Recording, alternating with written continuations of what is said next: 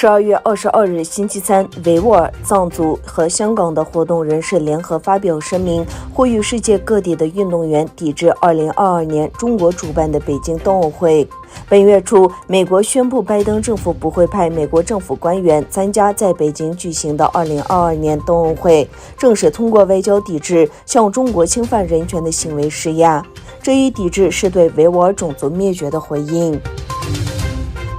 当地时间12月26日播出的一档节目中，俄罗斯总统普京表示，如果美国和北约拒绝提供战略安全保障并持续东扩的话，俄罗斯的回应将会非常多样化，最终的决定将取决于俄罗斯军事专家的建议。英国智库经济和商业研究中心发表报告，预料2022年全球经济产出将首次超过100兆美元，而中国料于2030年取代美国成为第一大经济体，较2020年预估的2028年延后2年。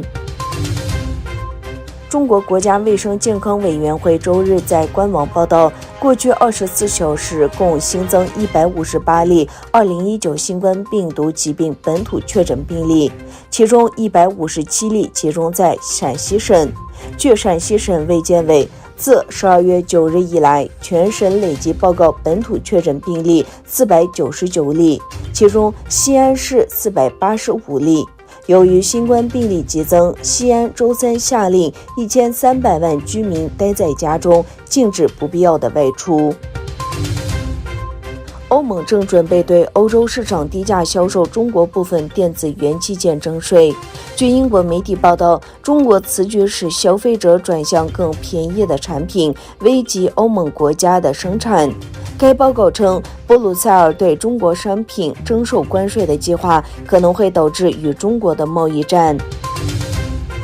据亚洲新闻国际消息，马来西亚连续3天降雨后，多地发生水灾。当局报告说，在洪水中丧生的人数增加到47人，并正在寻找5名失踪人员，大约33000人被疏散，其中大部分来自彭亨省。德国武器出口创历史新高。德国经济部宣布，今年武器和军事装备的销售额已超过90亿欧元，销售额最高的国家是埃及，该国向埃及出售了价值43.4亿欧元的武器和军事装备。